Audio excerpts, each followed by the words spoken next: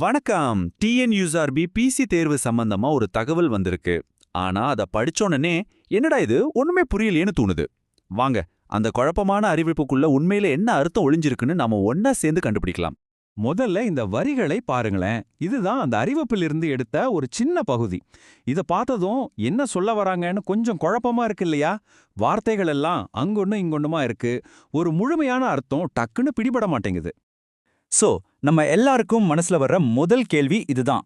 இதுக்கு உண்மையிலே என்னதான் அர்த்தம்? கவலைப்படாதீங்க, இந்த கேள்விக்கான பதில நாம அடுத்த சில நிமிஷத்துல ஈஸியா கண்டுபிடிக்க போறோம்.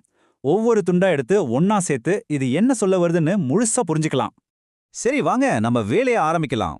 இந்த அறிவிப்புல இருக்கிற முக்கியமான வார்த்தைகளை ஒவ்வொன்னா பிரிச்சு பார்த்து அதுக்கு என்ன அர்த்தம்னு தெரிஞ்சுக்கிட்டாலே இந்த மொத்த புதிரும் ரொம்ப சிம்பிளா சால்வ் ஆகிடலாம். முதல்ல டிஎன்யூஎஸ்ஆர்பி. இதுக்கு விரிவாக்கம் தமிழ்நாடு சீருடை பணியாளர் தேர்வு குழுமம். ரொம்ப சிம்பிளா சொல்லணும்னா போலீஸ் கான்ஸ்டபிள் தேர்வை நடத்துற மிக முக்கியமான அரசாங்க அமைப்பு இதுதான். இந்த புதிரை விடுவிக்கிறதுக்கு இதுதான் நம்மளோட முதல் க்ளூ. அடுத்து பிசி தேர்வு. இது போலீஸ் கான்ஸ்டபிள் எக்ஸாமினேஷன், அதாவது நம்ம காவலர் தேர்வு. உங்கள மாதிரி பல இளைஞர்களோட கனவு பணிக்கான ஒரு நுழைவு வாயில் இதுதான் சொல்லலாம். ஆக இந்த அறிவிப்பு நேரடியா உங்க லட்சியத்தோட சம்பந்தப்பட்டது. இப்போ இந்த நம்பரை பாருங்க, 18,000. இது சும்மா ஒரு நம்பர் கிடையாது. இந்த தேர்வுக்காக ராப்பகலா படிச்சுட்டு இருக்கிறவங்களுக்கு இது ஒரு பெரிய நம்பிக்கை கொடுக்கிற நம்பர். இந்த 18,000 நம்ம கவனத்தை ரொம்பவே ஈர்க்குது இல்லையா? அப்போ இந்த 18,000ங்கிறது எதை குறிக்குது? தேர்வு எழுத போறவங்களோட எண்ணிக்கையா, இல்ல வரப்போற காலி பணியிடங்களோட எண்ணிக்கையா? ஒரு சின்ன சஸ்பென்ஸ் இருக்குல்ல இதுல. வாங்க அதையும் பார்த்துடலாம். அந்த தகவல்லையே இதுக்கான க்ளூவும் இருக்கு. பாருங்க, பொது போட்டி, பெண்களுக்கான ஒதுக்கீடு, சமூக வாரியான விவரங்கள்னு சில வார்த்தைகள் எல்லாம் வருது. அப்போ இந்த 18,000ங்கிறது காலி பணியிடங்கள், அதாவது வேகன்சிஸோட எண்ணிக்கை தான்னு நமக்கு தெளிவா புரியுது. சரி, இப்போ நமக்கு கிடைச்ச எல்லா க்ளூவையும் ஒன்னா சேர்க்கலாம். இந்த தகவல்களை எல்லாம் வச்சு அந்த குழப்பமான அறிவிப்பு உண்மையில என்ன சொல்ல வருதுங்கிற முழு படத்தையும் நாம இப்ப பார்க்கலாம். சுருக்கமா சொல்லணும்னா, அந்த அறிவிப்பு முழுக்க 2025 வருஷத்துக்கான டிஎன்யூஎஸ்ஆர்பி காவலர் தேர்வுக்கான காலி பணியிடங்களை பத்தினது தான்.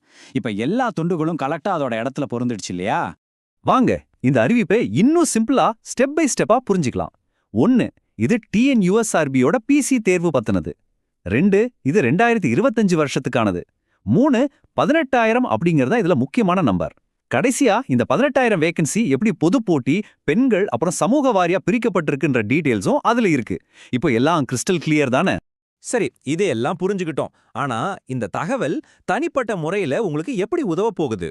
இது உங்களுடைய பயணத்துல ஏன் ஒரு முக்கியமான மைல்கல்னு இப்ப நம்ம பார்க்கலாம். நீங்க தமிழ்நாட்டுல ஒரு போலீஸ் ஆகணும்னு கனவோட உழைச்சிட்டு இருந்தீங்கன்னா இந்த காலி பணியிட விவரங்களை தெரிஞ்சுக்கிறது தான் உங்களுடைய தயாரிப்போட முதல் படி, ரொம்ப முக்கியமான படியும் கூட. இதுதான் உங்க இலக்கை நோக்கி போறதுக்கு ஒரு தெளிவான வழியை காட்டுது. இப்போ அந்த அறிவிப்போட மர்மம் விலகி தெளிவான விவரங்கள் உங்க கையில இருக்கு. இந்த தகவலை ஒரு கருவியா வச்சுக்கிட்டு உங்க தயாரிப்போட அடுத்த கட்டத்துக்கு போக நீங்க தயாரான்னு உங்களையே ஒரு கேள்வி கேட்டுக்கோங்க. உங்க வெற்றிக்கான பயணம் இப்ப தொடங்கட்டும்.